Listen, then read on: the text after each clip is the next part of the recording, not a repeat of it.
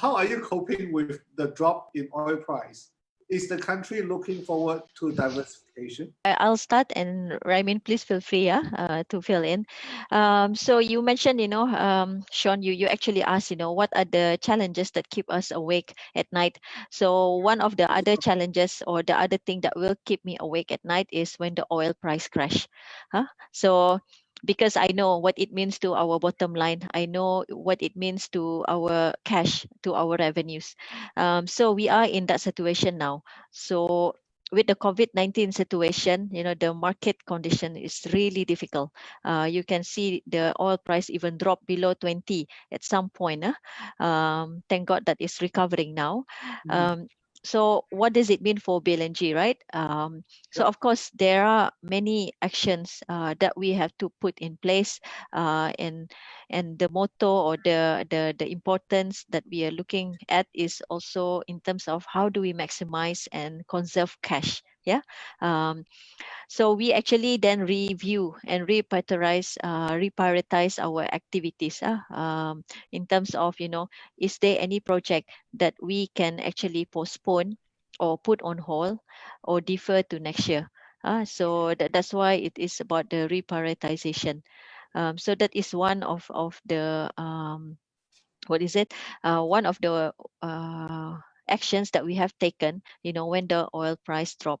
And also in terms of, we still can do the same activity, but then is there another way to do it cheaper? Still safe, but cheaper than what we have planned.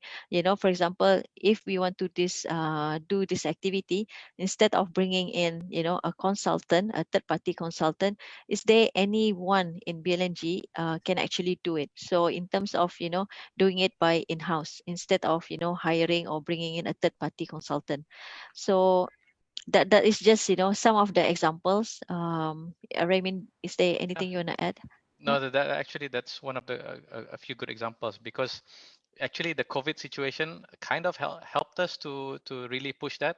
So with COVID, when everybody was working from home, we actually had to figure out how we're going to do certain things that we normally like flew in consultants to come in. Had to stay over in Brunei, and of course that that we would be charged for that. How can we do certain things like process safety reviews that we did, that we have consultants who are located outside now, so we actually utilized facilities like this Zoom, or actually with Skype, to actually conduct whole day meetings. I think 3-day weeks, doing these meetings for 8 hours. Imagine like this, and then normally you'd have to come to site, to visualize things, and then to look at certain areas. So what they had to do is also improvise certain things. So our guys on the ground would go to site, we take cameras, we would be able to take photos of certain areas that we need to look into, and we put it up online, and then they can discuss based on that.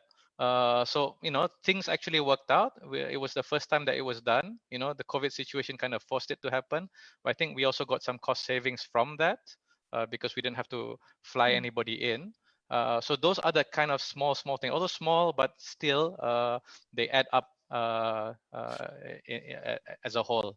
So same things, we try to look into our own processes also. How can we actually help to reduce this? So our MD would, even when the price was already starting to point in that direction, he was already giving us also that overview, saying that, guys, he was sharing that information. We have to now start really looking into how we can help every single person, every single department.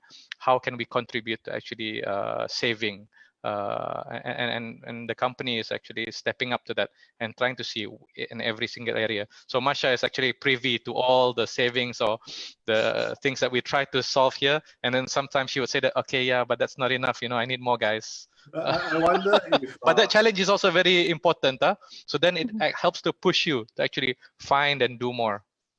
So Masha, you must have been staying awake, in the last few weeks.